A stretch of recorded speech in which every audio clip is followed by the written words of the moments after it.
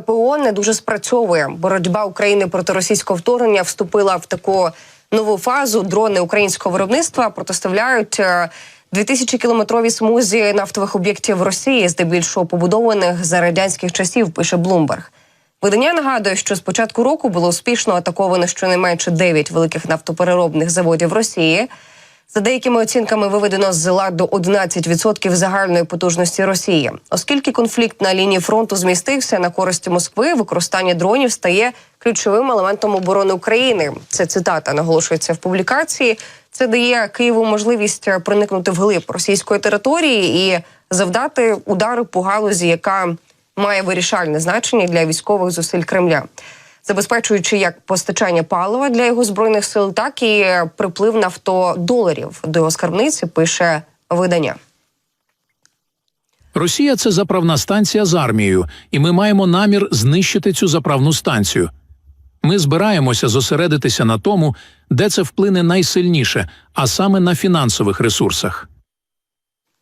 Нагадується, що 1,5 місяці тому в Україні створили сили безпілотних систем, спеціалізований підрозділ, що розбираються і спеціалізуються на дронах. До цього моменту ЗСУ вже застосували цю технологію з великим успіхом, знищивши кілька суден Чорноморського флоту Росії. І сьогодні те, що почалося як багато в чому символічна спроба, перетворилося на узгоджену кампанію з нанесення шкоди стратегічній меті, вказується в статті. За словами виробників дронів, опитаних Bloomberg, цей успіх дався нелегко. Водночас шквал атак спричинив зростання цін на бензин і дизельне паливо на Санкт-Петербурзькій міжнародній товарно-сировинній біржі, хоча вартість палива на АЗС усередині Росії практично не змінилася. Російській владі, можливо, доведеться спрямувати більше сирої нафти на експорт через вплив на темпи її, відповідно, переробки.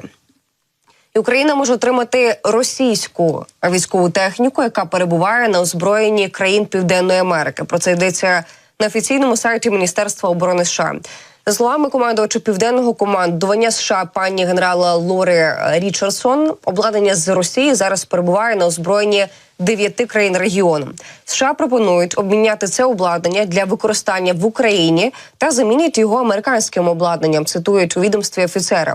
Як зазначає Річардсон, американська техніка набагато перевершує за якістю обладнання, зроблене в Росії.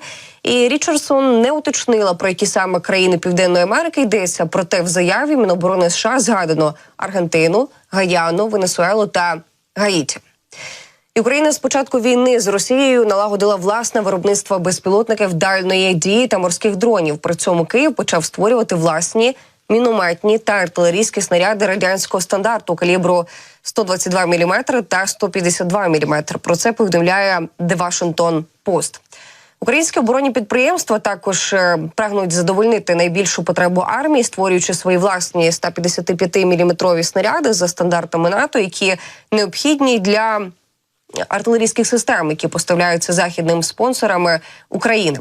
Цих снарядів відчайдушно не вистачає на фронті. І чиновник Укроборонпрому, який говорив на умовах анонімності, заявив, що виробництво 155-мм боєприпасів не розпочнеться до другої половини цього року.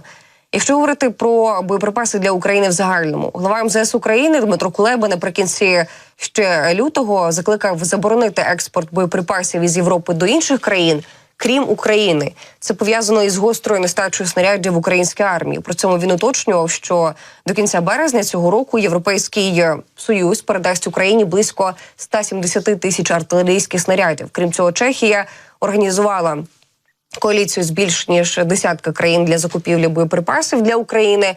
Зокрема, у середині лютого 2024 року, нагадаю, президент Чехії Петр Павел заявив, що Чехія знайшла для України 800 тисяч артилерійських снарядів калібру 155 і 122 мм.